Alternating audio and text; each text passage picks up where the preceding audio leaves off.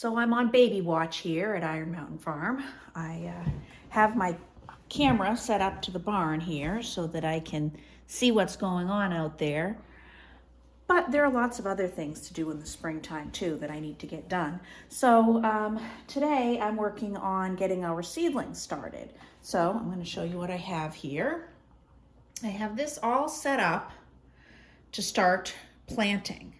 I use these trays here and I put these in them. These I usually save and recycle from year to year along with the trays. I needed one new tray this year.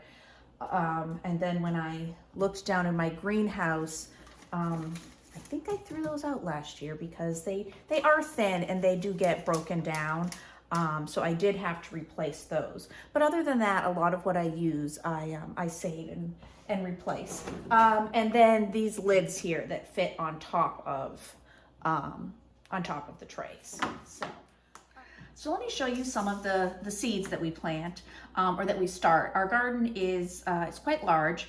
And we do a lot of canning, especially tomatoes and salsa. So we always make sure that we have plenty of tomatoes and peppers. So I'm going to plant, I think 4 different types of tomatoes, grape tomatoes, cherry tomatoes, Roma tomatoes, and then a slicing tomato. And there are a few different varieties. Some of them are seeds from previous years, which don't germinate quite as well. So we try a few different things. Same thing with peppers. We have lots of different peppers. We'll do bell peppers. We always do a jalapeno.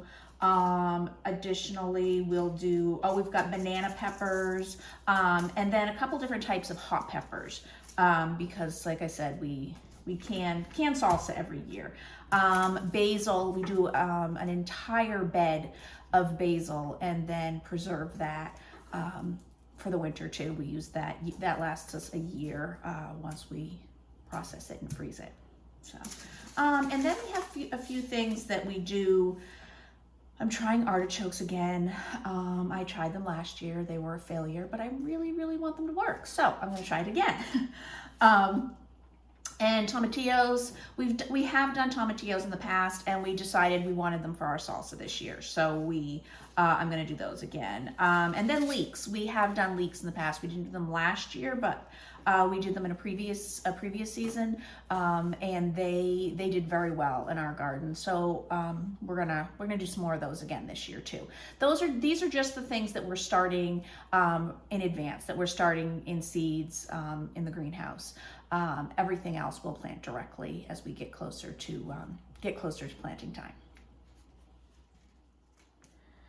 So the first thing I'm going to do is fill all of the pods here with soil. I do use a seed starter. I'm not brand specific, but I do use something that specifically says that it's for starting seeds. It's a little bit lighter and just helps them germinate a little bit better. So I'm going to fill these up here.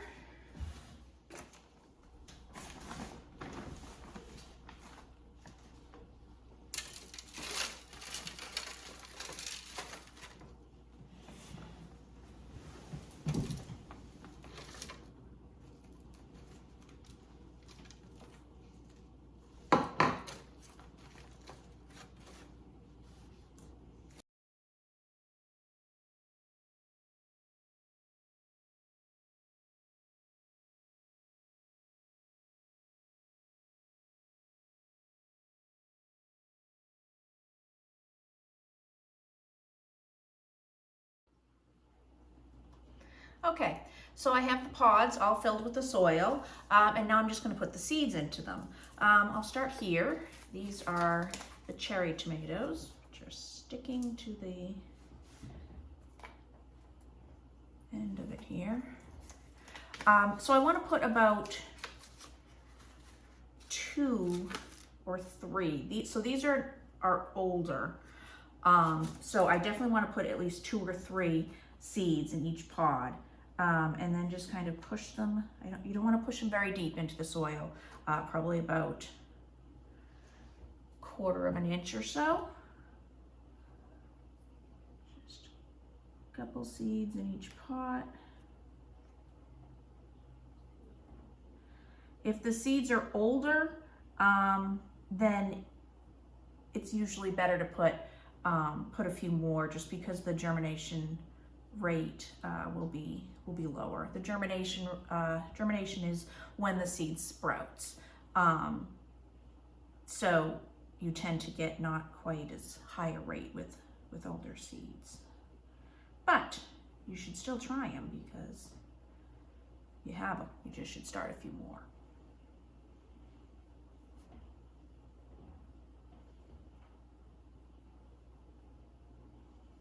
I'm just going to finish those off, so those are gone.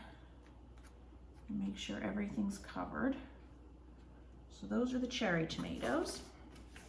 And I've got some grape tomatoes here. These are just from last year, so they're not quite as old. And I don't have as many. So I'm probably going to put 2 in each of these here. There we go, and I've got a few extra, so again, I'll just drop them in here. Hope they sprout. And you just want to push them down a little bit into the soil so you don't see them and they're covered. They don't need to be very deep. Okay, and I have 2 of bell pepper. Might not be enough bell pepper. I may end up having to go out and get some more bell pepper at some point, because these are kind of old. These are from 2001, so we'll see though. Maybe they'll do just fine. I've got 2, 4, 6, 8. Okay. So I'm going to start with 1 or 2 in each here. Okay, and then same thing, we're just gonna tuck them into the soil, just a little bit. There, that's the bell peppers. And this is, what is this? Basil. So we do a lot of basil, as I said. So I'm gonna plant 4 flats of that, I hope. And the seeds are teeny tiny. You can see them here. These are what basil seeds look like. They're very, very small. And we end up separating the plants once they get going, once we put them in the garden, and maybe a little bit. So these I've done different ways. This is what, sometimes I do them in a big flat. I do think they do a little better in smaller flats because they're easier to separate. So these I'm just gonna sprinkle over the whole thing. Okay, that's the basil done. Okay, so I have a couple different types of Roma tomatoes here. I have San Marzano and Blue Beach. The Blue Beach are from 2020 and 2021. So those are older. And then the San Marzano are newer this year.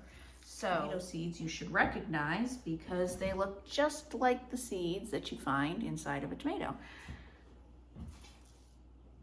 So I'm doing 2 flats of the San Marzanos. We do a lot of Roma tomatoes, like I said, because we like making salsa. We also, when we have enough, we can tomatoes too for the year, just as diced tomatoes or stewed tomatoes, so that we can use them ourselves in sauces and chilies. And really, we find that the Roma tomatoes, we use everything. We use the slicing tomatoes also, but the Roma tomatoes really work best for that. So that's why we do a lot of those.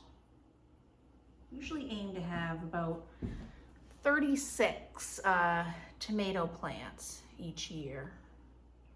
I'm obviously planting more than that, but we pick the strongest ones to go in the garden, and some of these won't germinate, won't make it, and then we give some to friends too.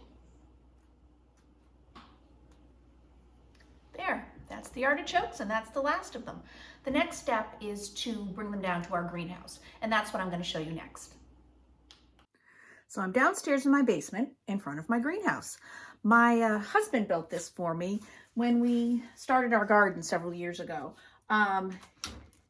It works really, really well. It's had some tweaks to work out the kinks.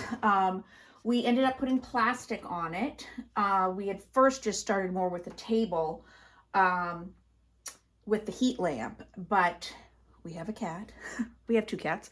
But Denver, we discovered, really liked to go in here, hang out under the lamp, and just pluck up all my little seedlings every night. So now everything is covered in plastic and it works really, really well. It does keep the moisture in addition to keeping Denver out. So we have a heat pad here, and this is, everything's connected to a timing system that has both the seed heating mat as well as the light plugged into it. So I can turn the light on and off, but I have it set so that it turns on in the morning and shuts off at night. They need about 16 hours of sunlight, so that's what we start them with. This lamp, the grow lamp here, is adjustable. So right now I have it set pretty low so that the seedlings, so that it's close down to the pots. As the plants get higher, then I just raise it up right here, and then it's further away from their leaves. But that's where we start it right now. So the last thing I'm going to do before I put the lids on is water them. They're all loaded into the greenhouse. And I'm going to spray them.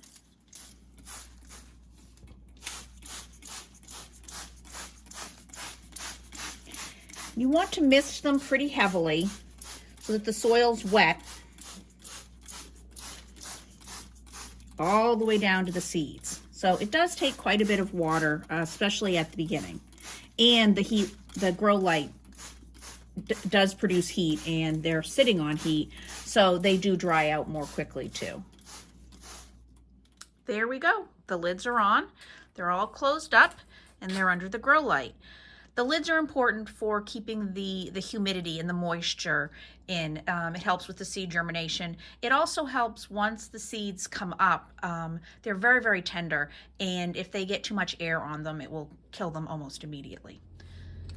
So you might be wondering what I'm doing in my car.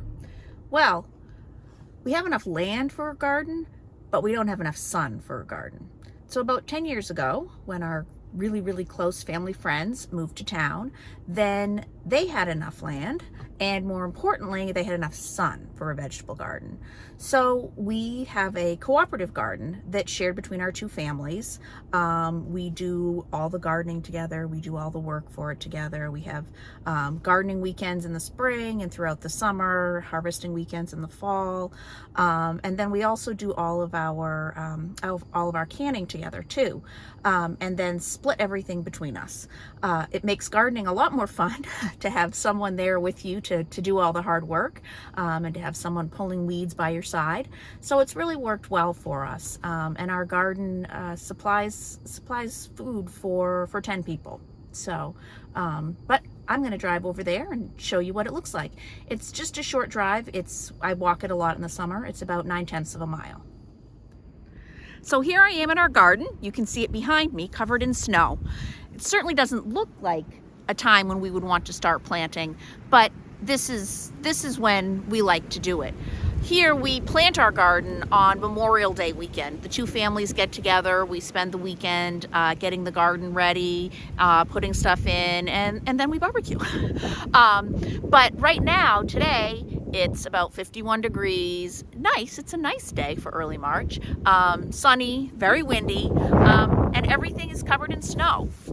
Now is the time to plant your seedlings. The backs of the seed packages recommend that you start your seeds about 6 weeks before you plant them. That maybe works in other parts of the country. We have found here in New England that 6 weeks is really not enough time to grow a plant hardy enough to put in the ground at that point. So we actually give our plants about 12 weeks time to start from seeds, so that they have a much better chance of surviving and thriving in the garden if they've had that much time growing. So I try to start my seeds the beginning, first couple of weeks of March, depending on what else is going on at the farm. So as April rolls around and the snow's melted, then we'll be out here cleaning stuff up and getting the soil ready for planting. Well, I hope you have found some useful information when you start your own seeds this spring. Thank you for joining us at Iron Mountain Farm, and please subscribe, and I'll see you soon. Bye.